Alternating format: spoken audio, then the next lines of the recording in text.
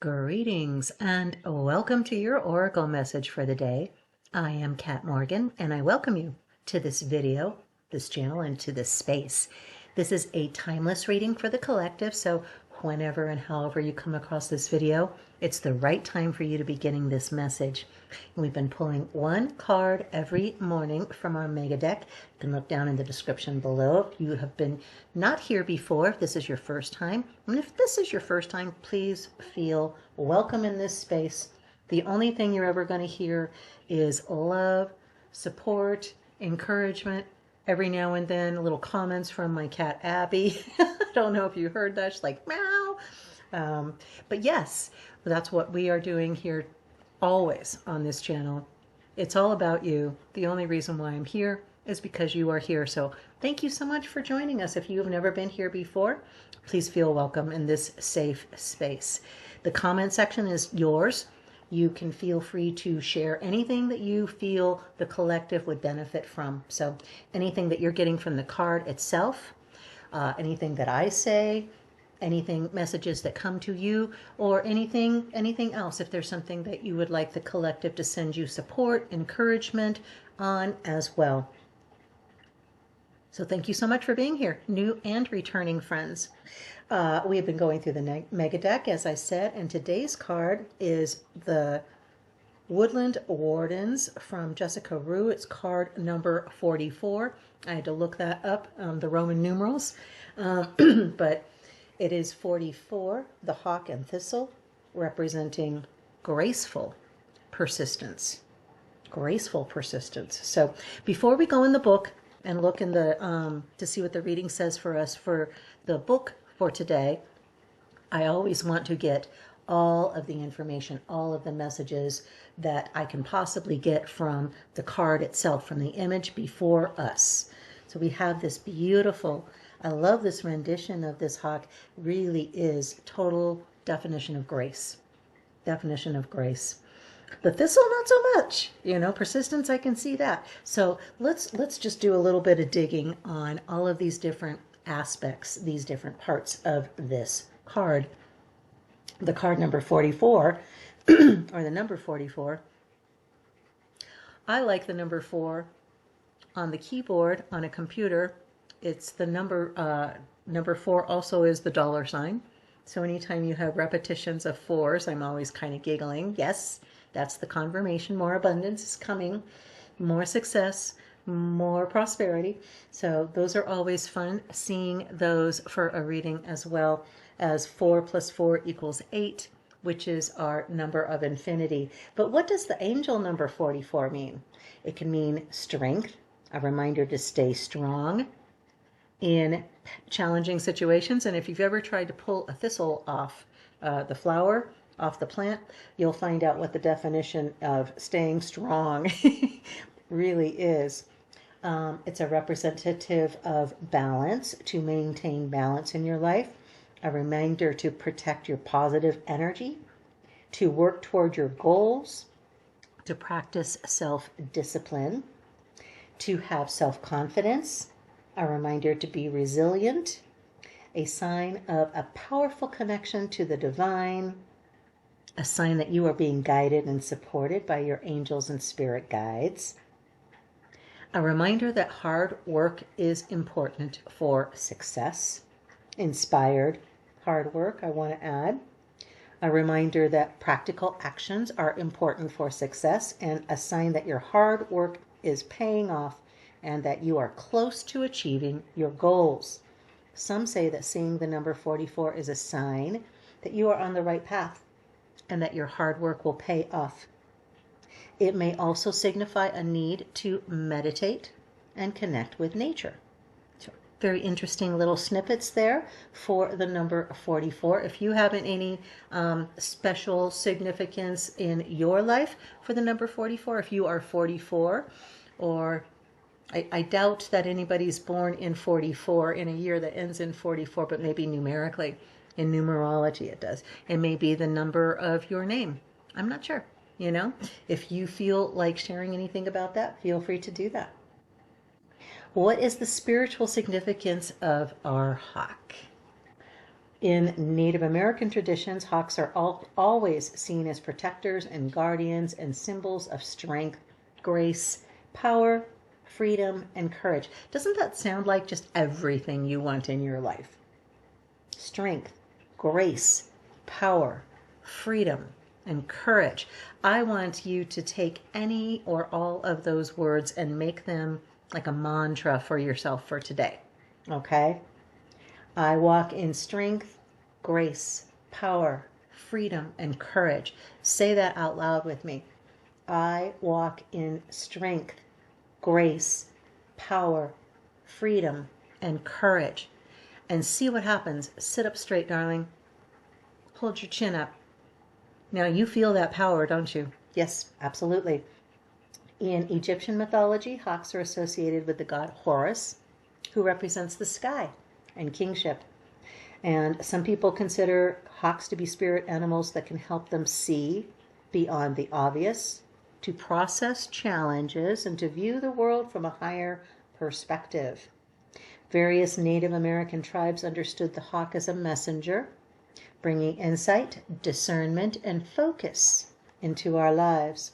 Across ancestral traditions, the hawk represented clear vision, clarity of vision, intuition, and the ability to swiftly rise above any challenges or obstacles in our way. It's often seen as a sign of good luck, that they are messengers of good fortune. They represent being observant, our far memory, and guardianship. Lots of very interesting little bits about the hawk, but like I said, I just want you to just take those sets of key words for the day. I walk in strength, grace, power, freedom, and courage. Yes, you do. Always. Absolutely. What's the spiritual significance of the thistle? The thistle has, it's very, very interesting. Let me give you this. In Celtic countries, it's a symbol of strength, protection, resilience, determination, and pride. The thistle's purple and pink colors represent royalty. There's your guardianship again, okay? In the Basque region of France, it's a symbol of protection and is often hung on front doors. In Romania, it's a good luck charm. In pagan cultures, it was a symbol of magical properties and was known for repelling thieves, warding off evil, and purification. In Greece, it's a symbol of protection against demons. The Germanic people had a connection to their god Donar, who was thought to protect those who carried a thistle. But in Victorian England, because you know the Victorians are always going to screw things up, it was a symbol of pain, aggression, and intrusion. Really? Really? You guys are going to pull that out of there? The thistle is also Scotland's national flower. According to legend, the thistle's role in thwarting a surprise attack by the Norsemen on the Scottish clansmen is how it became Scotland's national flower. Celtic cultures believe the thimble symbolizes devotion, bravery, determination, and strength. Okay, there's also very strong healing properties in thistle as well. I want to give you that information, so hang on one second. Milk thistle is used to treat liver, kidney, and gallbladder problems. It's also thought to protect the liver from toxins and help it repair itself. May also help in pain relief, wound healing, and blood sugar regulation. However, milk thistle may interact with some medications, so don't be taking any herbal supplements if you have any kind of medications without doing your due diligence research, okay? But across the globe, there are so many plants that we think of as weeds, like dandelions and thistles, that are huge healing herbs. Blessed thistle is used to treat a variety of ailments, including colds, coughs, fevers, bacterial infections, and diarrhea. Blessed thistle can also be used as a diuretic to increase urine output and to promote breast milk production. But again, remember, do your due diligence. It's very easy to look online. Simply use the keyword possible interactions and then list your two things. List the medication and list the herb that you're interested in finding out about taking, okay? Talk to your doctor. If you trust them, I work with naturopaths, so I trust them, but if you have a regular standard doctor who's in on the know, who knows what you're talking about, check with them too. Thistle root is used to treat stomach aches. Thistle paste was used in with Native Americans, it probably still is, to treat wounds and boils, as well as swollen joints and tendons. Okay, in Celtic cultures, the thimble represents devotion, bravery, determination, and strength. We know about that as well. So, yes, there's a lot of healing properties involved in thistle. So here's our picture. Now that we've gone through all of this information, we've gotten all of our education on these various parts. So now we can go back to this picture. We can look at this image and see how the hawk is soaring over whatever is happening underneath them. Absolutely just not caring. And we need that 10,000 foot view. We need to be able to step back, take a bigger picture of what's going on around us and our part in it, asking, how can we bring more love? How can we bring more joy? How can we bring more peace into whatever situation it is that you're looking at? So beautiful, beautiful. Personally, I love thistles for one reason and one reason only. They're huge with pollinators. Bees and butterflies, absolutely love them. If I could, I would plant thistles everywhere just for the pollinators. So there's lots of things. Graceful persistence. It is, again, we know that the best results come from being consistent. We've talked about this in the Authentic Self series, which we are still going through now that I've finished my move and started to dig myself out from underneath all the boxes. We're going to be getting back into that series and finish that up. There's a lot more to go, because once we get done with looking at the chakras, we're going to look at how that all pulls together in your life as a whole, and specific definite things you can take, actions you can take, practices that you can implement in your life directly. And all of those in the series so far, there's 5 videos in that playlist. You're welcome to check that out if you haven't already.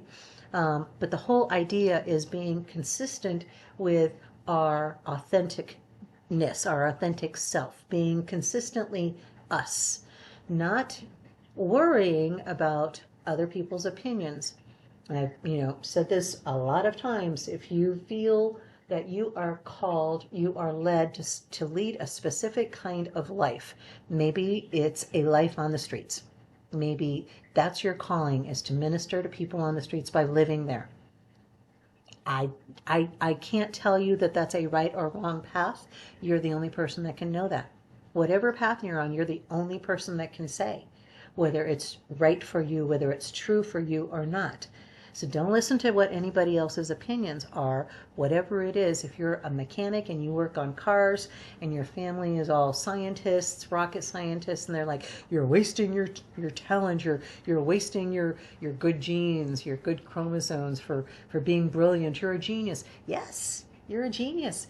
And people come to you, they flock to you because of your talent with working on cars. You take your geniusness and you use it in your chosen career, and it's something that brings you delight. It's something that brings you your abundance, and it's not monetary. It's pure passion, and that's what we have been called to do, is live our passion.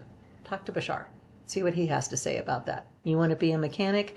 Be the best darn mechanic you can. Okay, that's the only thing we are required to do, is to be our best selves, and that is how we live with graceful persistence. If you know it's right for you, don't give up. Doesn't matter if you're the only person. If you're the only person who believes that. I'm just going to tell you right now, you're not the only person. Because if you believe that truly, then I do too. If you believe it's true for you, then I believe it's true for you too. Okay, so you're not alone in your belief. Even if it feels like everybody else is against you, here in this collective, not necessarily on this channel, but the worldwide, global collective of those who are living their authentic lives, being their authentic selves, would never tell you stop doing that simply because you had a Harvard education. So what? So what? You can use it to bless your customers as you work on their cars, and you can bring that joy with you to whatever you're doing. Okay, so don't listen to what other people are saying. Don't pay attention to any of that. The only thing that you need to listen to is your heart. What does the book have to say for graceful persistence? The hawk is a keen and vigilant observer, so much so that watchful and hawk-eyed have become synonyms. An apex predator, the hawk glides gracefully on the wind, its sharp talons ever at the ready. The thistle can thrive in a variety of environments, from verdant hills to rocky shores, or even in the desert, I would add. Its spiked, stinging leaves protect its radiant flower, which perches like a crown upon its stem. And you can bring in crown chakra with that as well, love. Yes, I heard that. I heard you thinking that. Upright, you can act fiercely while maintaining your grace and dignity. Sharpen your talons, but don't lose your crown. And you got 2 questions here to think about. Am I being too easily influenced by my environment? How can I thrive in a difficult situation? So those are our 2 questions, okay? Am I too easily influenced by my environment? Do I need to emulate Hawk? Do I need to channel Hawk? Do I need to rise up above the situation, get out of the forest, get out of the trees, take that step back, get that third person's perspective, get my higher self's perspective, my eternal being's perspective, my creator being perspective on the situation? Am I too easily influenced by my environment? You know what's true for you. Don't let your environment dictate what you believe. How can you thrive in a difficult situation? There's a simple answer to that. Bring more love. Bring more love. You're in the middle of an icky situation. Step back. Just hold up your hand for a second. Not like, talk to the hand. I don't want to be aggressive with this. Hawk doesn't require that. Hawk does not require aggression. Hawk simply soars. You can simply step back, say, hang on just 1 second. Let me just think about this for 1 second. I want to make sure that I say this so that it's true for me, at least. That's the only thing that I can do is tell you what I believe personally from my heart. You start off with that kind of introduction to something, nobody is going to take it amiss, whatever you say after that, as long as you are truly coming from that place of love, from that place of bringing compassion into a situation. We've talked about this innumerable times. I'm not going to go into it any further on this reading. Graceful persistence, the ability to thrive in the midst of chaos, to bring order, to bring love, to bring peace into a situation. This is your purpose. This is your mission in life, is to live from that place where you are peace, you are love. And the only way you can do that is by accepting everything about yourself, what you see as good and what you see as not good, what you see as strengths and what you see as not strengths. Remember, those are all just points on an imaginary line that we make in our own human minds to help us deal with the 3D reality that we are immersed in, that we are living in right now. It's all made up. our idea of what's good and bad, right and wrong. It's simply a matter of what's right for you. If it means you're working in a garage as a mechanic for somebody else and you're not making $2 million every month, go get it, baby.